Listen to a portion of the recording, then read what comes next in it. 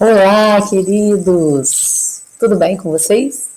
Bom, para quem me segue lá no Instagram sabe que já tem um tempo que eu tenho esse projeto de trazer aqui no YouTube o vídeo, né, a gravação das aulas de cursos de introdução bíblica, né, descomplicando realmente a palavra, porque a palavra ela é perfeita, ela é viva, e muitas pessoas têm dificuldade, né, por onde começar, qual livro ler, né, como ler a Bíblia. Então a ideia desse vídeo inicial é trazer um panorama realmente inicial da importância da Bíblia, como ela foi escrita, como ler a Bíblia, para depois a gente iniciar os próximos vídeos, então, falando sobre o panorama bíblico, realmente, de uma forma um pouco mais simples, né, para que o Espírito Santo realmente gere dentro de você o desejo, a vontade, a fome de ler a palavra, que é fonte de vida para todos nós. Então, para quem não me conhece, meu nome é Shana, eu tenho 20 anos de conversão, há 20 anos Jesus me tocou, me chamou para perto, né, me tirou de uma vida de pecado, me deu uma nova vida, me ressignificou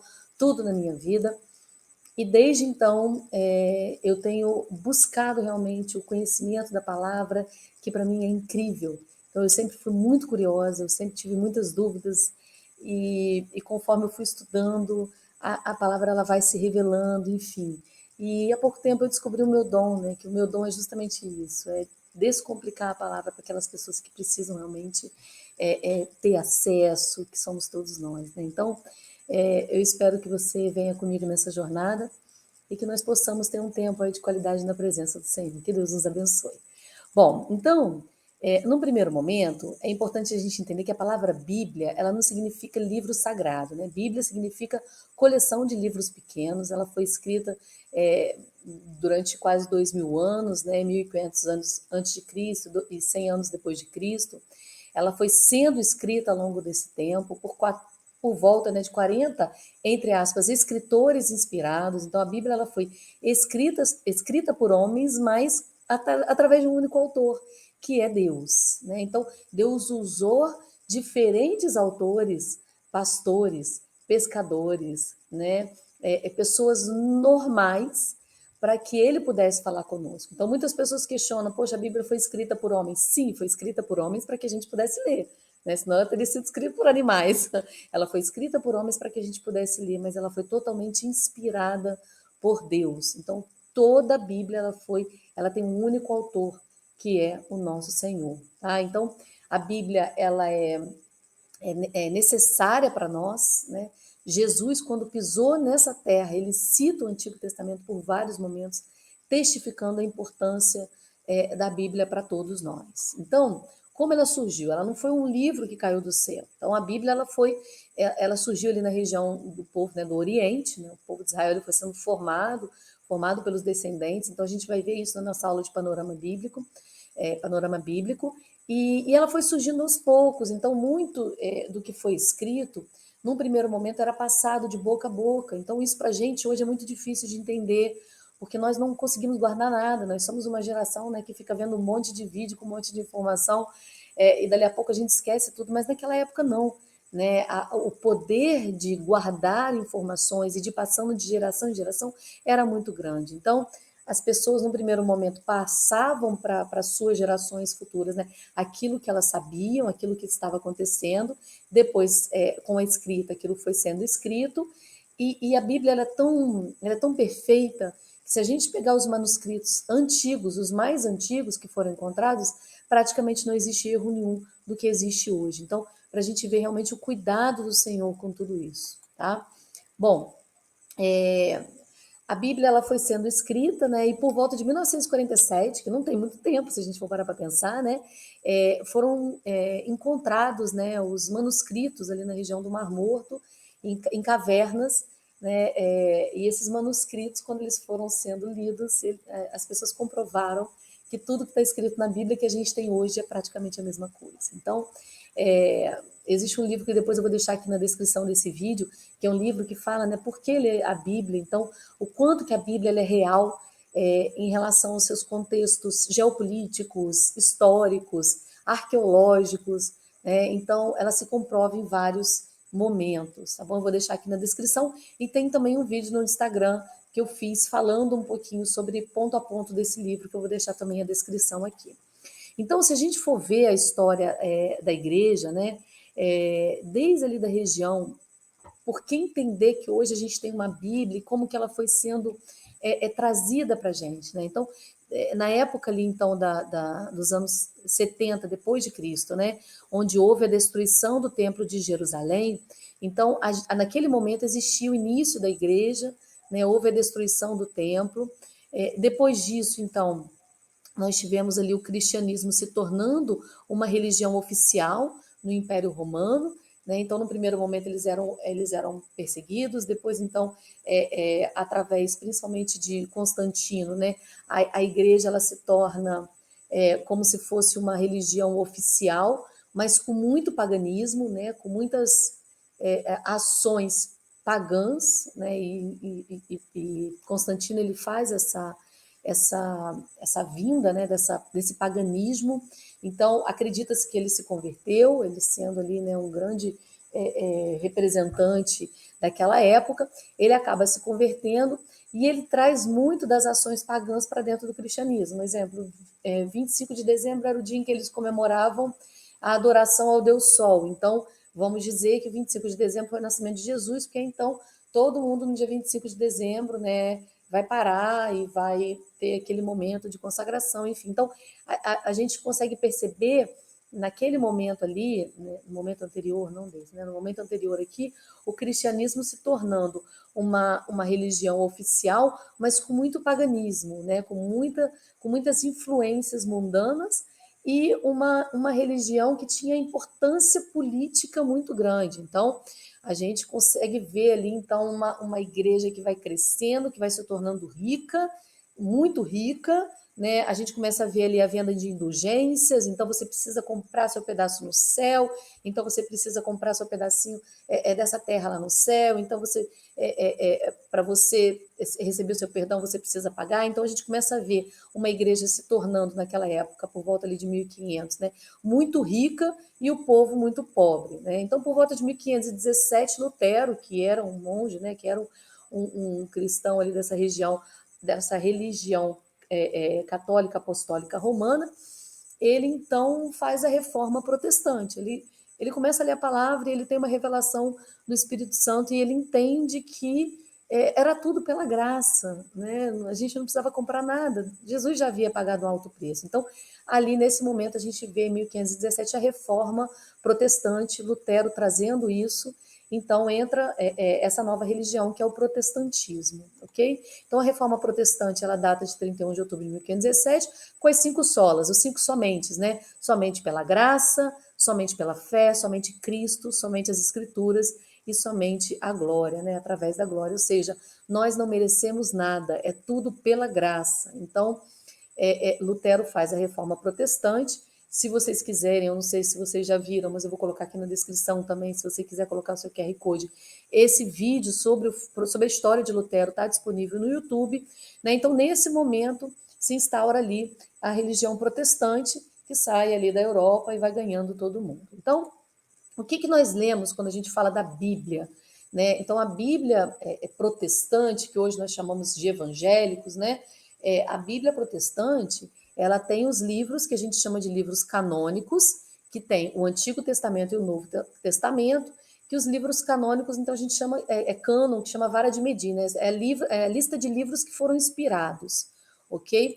Ela difere da Bíblia católica.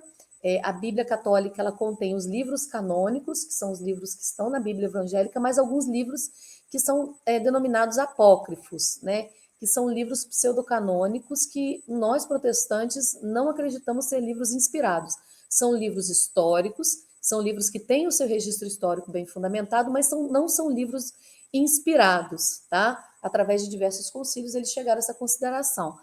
Como, por exemplo, livros de Macabeus, de Judite, tá? O livro de Baruque, ok? Então, é por isso que tem essa diferença. A Bíblia evangélica tem menos livros que a Bíblia católica, mas todos os livros que estão na Bíblia católica, dos livros canônicos, estão na Bíblia evangélica do mesmo jeito. O contexto, a escrita é exatamente a mesma. A única diferença é que a Bíblia católica tem alguns livros a mais. Mas todos os livros canônicos, né? Todos os livros que tem na Bíblia evangélica, eles estão na Bíblia católica escritos do mesmo jeito, ok? Então, os evangélicos, né, reconhecem, então, que os livros apócrifos são livros ocultos, que não são reconhecidos, então, como livros inspirados e sim históricos. Não são mentirosos, mas não são inspirados, ok? Então, essa Bíblia evangélica se difere da Bíblia católica por isso, e se difere da Bíblia que a gente chama Bíblia judaica, né, que é o Tanakh, que é a Bíblia judaica, né? Então, os judeus não reconhecem Jesus como sendo o Messias, portanto, não existe Novo Testamento na Bíblia judaica, só existe Antigo Testamento, né? Com algumas diferenças também. Então, não tem os profetas menores separadinhos, então não tem, por exemplo, Abacuque, Sofonias, né, Malaquias, não tem, eles condensam tudo em livros de profetas, né? Então não tem primeiro e segunda Samuel, só tem Samuel, não tem primeiro e segunda Reis, é Reis. Então eles têm menos livros porque eles são mais juntos, eles são condensados. Mas também toda escrita é a mesma do Antigo Testamento da Bíblia evangélica, tá certo? Então, essa Bíblia que nós vamos aprofundar o estudo nela é uma Bíblia que tem, portanto, 66 livros, né, sendo 39 do Antigo Testamento e 27 do Novo Testamento. Então, aqui algumas curiosidades, né? O maior capítulo é o Salmo 119, o menor capítulo é o Salmo 117, né, versículos pequenos aqui, livros com um capítulo só, como Obadias, Filemão. Então, aqui algumas curiosidades, né, uma Bíblia em números, mas só para mostrar para vocês que a Bíblia que nós vamos mergulhar nesses vídeos é a Bíblia, então, protestante. E ela não está, como é que chama, organizada como se fosse no seu tempo cronológico. Não, a Bíblia ela não está cronológica, né? Não está disposta cronologicamente. Ela é uma Bíblia que está disposta por temas, tá? Então, no Antigo Testamento, a gente vai de Gênesis a Malaquias, tá? Então, os 5 primeiros livros, que são 5, a gente vai chamar de Pentateuco, que é o livro, são os livros escritos por Moisés, são os livros de Gênesis, Êxodo, Levíticos, Números, Deuteronômio. E depois, então, vem os livros históricos, que vão contar a história do povo judeu, né, de toda aquela questão da conquista da terra prometida, divisão das terras, a ida deles para o cativeiro babilônico, o retorno deles. Então, tudo isso vai ser contado aqui nos livros históricos. E os livros poéticos, que aqui está errado, né? Jó é poético. Os livros poéticos, como Jó, Salmos, Provérbios, Eclesiastes e Cantares, que vão ser escritos por muitos personagens, né, bíblicos aqui dos livros históricos, como, por exemplo, Davi e Salomão, né, que vão escrever muitos salmos de Salomão, os Provérbios, o livro de Eclesiastes. Então, são livros poéticos, que têm uma escrita poética, né? E depois, então, os profetas maiores, que não são maiores porque têm maior importância, mas são maiores porque são livros grandes, né, com muitos capítulos, e os profetas menores. Então, todos esses profetas aqui, eles vão profetizar durante esse tempo aqui. Então, por isso que a Bíblia ela não é cronológica, tá? Mas existe Bíblia cronológica, se você quiser comprar, que eu vou até falar um pouquinho mais para frente, tá? Então, esse é o Antigo Testamento. O Novo Testamento, então, ele é composto dos evangelhos, né? A história de Jesus sendo contada quando ele pisou aqui nessa terra e os 3 anos do seu ministério, os 3 anos e meio do seu ministério, até a sua crucificação, ressurreição e ascensão. Todos os atos, né, ali da chegada, da descida do Espírito Santo e dos seus discípulos e da formação da igreja primitiva, né, a história de Saulo se convertendo aqui a Paulo. Então, essa história toda é contada no livro de Atos e todas as cartas paulinas, porque ele vai se tornar um grande como é que chama? Missionário, né? Ele vai rodar muito daquela região ali, chega numa determinada região, escreve a carta depois para saber como é que eles estão. Então, muitas cartas paulinas estão no Novo Testamento, assim como algumas cartas de Tiago, Pedro, João, e o livro profético, terminando a Bíblia, que é o livro de Apocalipse. Okay? Então, a Bíblia ela não é cronológica. Se ela fosse cronológica, todos os evangelhos estariam misturadinhos ali, mas ela está organizada, né, de uma forma que a gente consiga ler por livros, ok? Então, a Bíblia, num primeiro momento, ela foi escrita em hebraico, que é uma língua completamente diferente da nossa, né? Então, ela tem muitas consoantes, tem consoantes e pouquíssimas vogais, então é difícil de ler. Depois, principalmente o Novo Testamento foi escrito em aramaico. Depois, então, ela foi traduzida para o grego, que era a língua universal ali daquela época, quando ela começou a ser traduzida e para ser disseminada ali na época da igreja. E a Septuaginta foi um momento importante onde essa Bíblia, todos esses livros, eles foram compilados, né? E através de muita inspiração do Senhor, né, as pessoas foram vendo que livros entrariam, que livros não entrariam, e também principalmente essa questão de colocar em capítulos, em versículos, né? Com certeza a sua Bíblia tem ali títulos, né? Jesus em Jerusalém, por exemplo. Então, isso não está no original. Então, isso foi colocado de uma forma que a gente consiga entender melhor, tá? Então, a Bíblia ela foi originalmente escrita em hebraico, em aramaico, depois traduzida para o grego e, logicamente, depois traduzida para o inglês e diversas línguas. Então, hoje, nós temos diversas versões bíblicas. Então, nós somos muito privilegiados, porque nós podemos comprar Bíblias que têm versões bem mais próximas do original ou versões que sejam mais fáceis da gente ler. Então, por exemplo, a Bíblia King James, né, ela tem uma equivalência muito literal, ela traz uma tradução palavra por palavra, ela faz referência ao hebraico, né? Diferente da nova versão internacional, que é a NVI, ou a nova linguagem dos dias de hoje, né, que é a NTLH, que ela tem uma equivalência mais de semântica, né? Ela traz uma versão menos em verdade vos digo, né? Então, ela é um pouco mais coloquial, né? E a Bíblia Viva traz mais paráfrase, né? É como se pegasse aquilo que está escrito de um jeito diferente e traduz para a gente de um jeito mais fácil da gente ler, tá certo? Então, existe a nova versão, a nova, eu esqueci o que é NVT, e a Almeida corrigida, né? E a Almeida atualizada também, e elas são um pouquinho mais próximas do original, mas com algumas equivalências mais coloquiais. Então, você pode escolher que Bíblia que você quer. Se você ainda está no início da sua jornada com Jesus e você tem uma certa dificuldade de ler a palavra, escolha uma Bíblia como NVI, como a Almeida atualizada, ou a Bíblia Viva, que seja mais fácil para você. Né? Se você é jovem, adolescente, talvez a NTLH sirva para você, porque ela é bem coloquial. Inclusive, eu trouxe aqui, olha, uma proposta que é a Bíblia chamada A Mensagem, que é a que a minha filha lê. É uma Bíblia super diferente, realmente, para quem está no início da jornada. Né? Então, para você ter uma ideia, eu me lembro que o Salmo 1 não é o salmo que fala, feliz é aquele que, né, não anda com os ímpios, né? Nesse caso fala o sem noção, então traz uma versão assim bem jovem, né? Bem fácil assim para adolescentes. Então fica aí a dica da Bíblia a Mensagem. Então, além de muitas traduções, de muitas versões, a Bíblia ela tem várias propostas. Então existem Bíblias voltadas para mulheres, existem Bíblias voltadas para jovens, para pregadores, Bíblias mais originais, né, mais próximas do hebraico. Então, perceba, todas elas têm a mesma semântica, a mesma ideia, com algumas linguagens diferentes, mas não muda o que Deus quer falar, tá certo?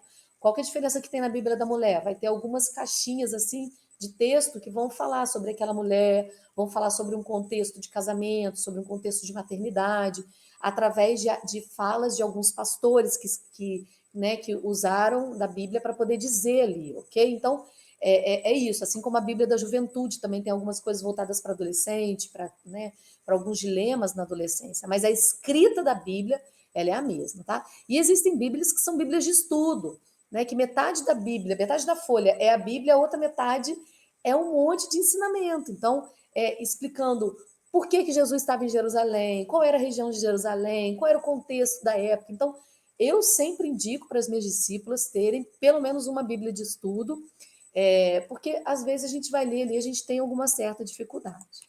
Então, quais dicas que eu trago aqui nesse nosso primeiro momento para a gente ler a palavra de Deus?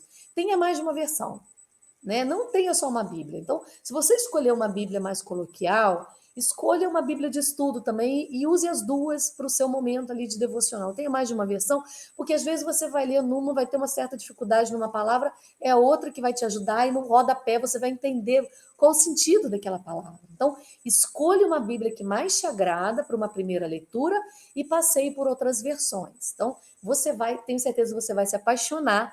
Eu tenho certeza que Bíblia vai ser o seu presente preferido para ganhar das pessoas e você vai comprar porque realmente é maravilhoso você ver as diferenças nas versões, as diferenças que Deus usa realmente pessoas para poder nos ajudar a entender alguns aspectos. Então, vou dar alguns exemplos aqui para vocês. Olha só. Olha a diferença da Bíblia da Almeida Corrigida, né? E da mensagem. Então, olha só, olha como é que é na primeira, ó, semelhante vós mulheres, sede sujeitas aos vossos próprios maridos, para que também, se alguns não obedecem à palavra, pelo porte de suas mulheres, sejam ganhos pela palavra, considerando a vida casta em temor. Então, agora eu vou parar e vou ler essa mesma passagem na mensagem. Olha, o mesmo vale para vocês, esposas. Sejam boas esposas, cada uma para o seu marido, atentas às necessidades deles.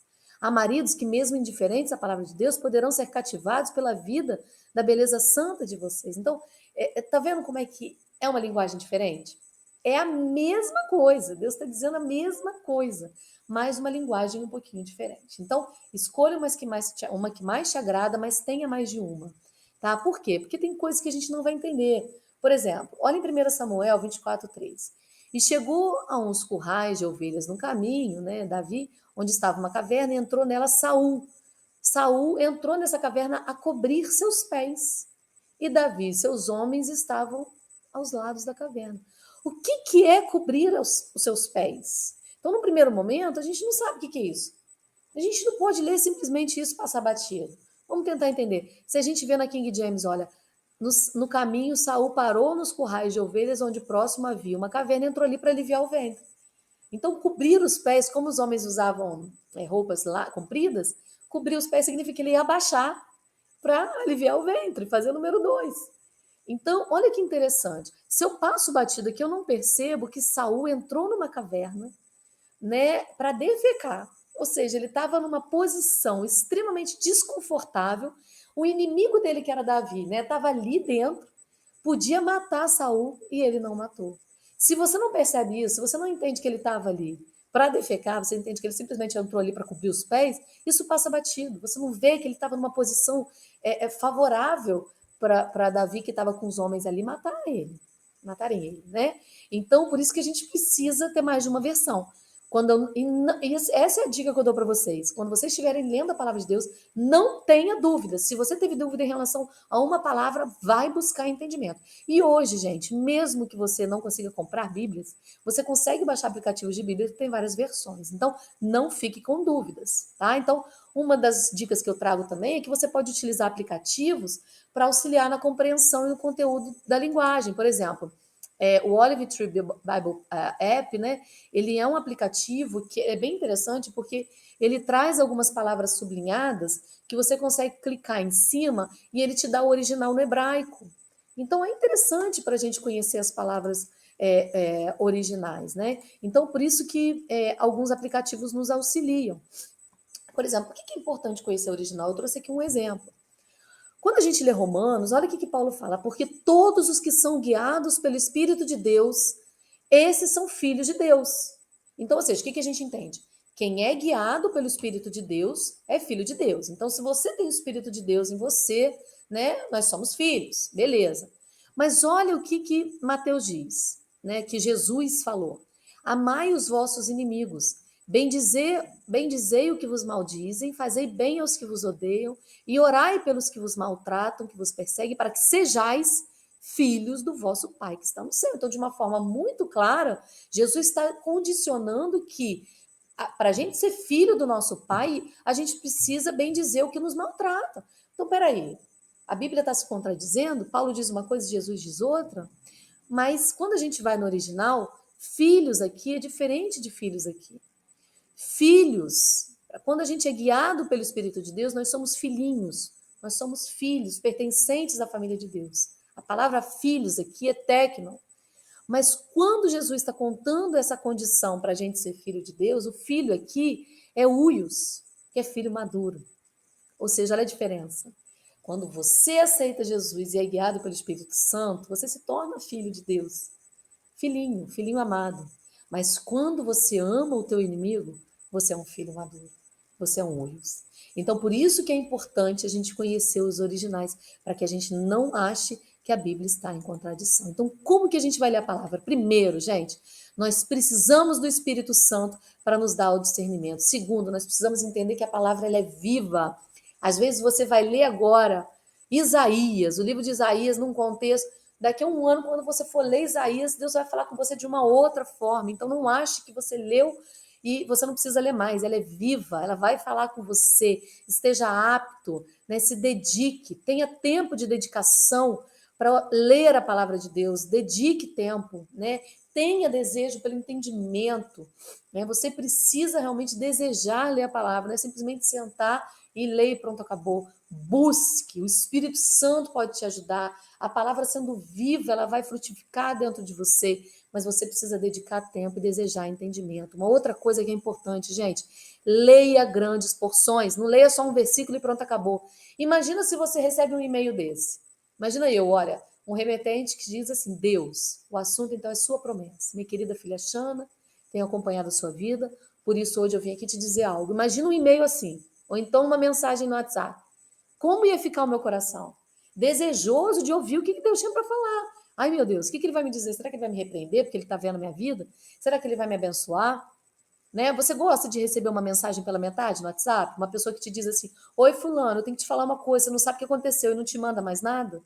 Por que a gente tem tanta curiosidade para ver as coisas do mundo, as coisas do nosso cotidiano, e quando a gente vai ler a palavra de Deus, a gente lê pela metade? A gente só lê um versículo e pronto, acabou. Né? Então nós precisamos ler grandes porções para não perder a bênção. E eu não estou lendo, não estou dizendo que você tem que ler 3, 4, 5 capítulos, não, mas lê o que a gente chama de perícope. Lê o contexto. Então, vou dar um exemplo para vocês. Quando a gente lê 1 Coríntios 13, 4, 7, nós lemos bastante essa passagem, principalmente em casamentos, não é isso?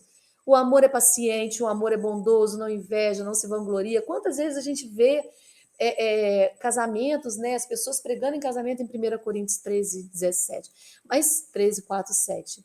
Mas, se a gente for ler a perícope, se a gente for entender, se a gente voltar no capítulo 12, e não se a gente for no 13, se a gente voltar para o 12, a gente vai ver que Paulo está dizendo para aquela igreja acerca dos dons espirituais.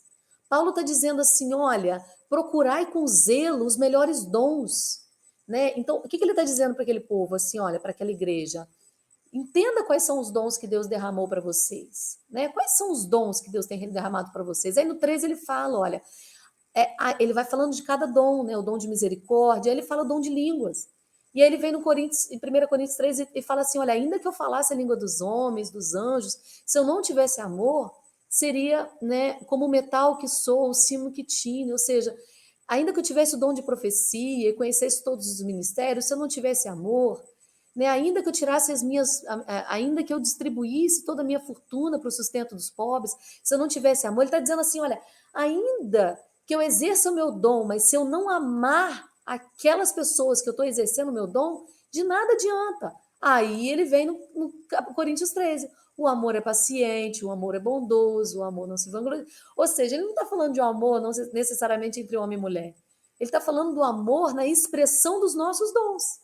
Então você só entende isso quando você lê perícope, quando você lê Coríntios antes, 13, 12. Não vai direto ali para aquela parte do amor, não fica pegando frases soltas no Google, tá? Então é muito importante que vocês leiam grandes porções. E entendam, gente, quem escreveu o quê? Em que tempo? Né? Qual é a escrita dessa época? Qual foi o propósito? Então, por exemplo, quando você vai ler a carta aos Coríntios, a palavra de Deus para aquela igreja era porque os membros daquela igreja estavam vivendo com muitos problemas de desunião, falsos ensinamentos, imoralidade. Então, Paulo está falando sobre isso para aquela igreja. Então, é uma carta que fala nesse sentido.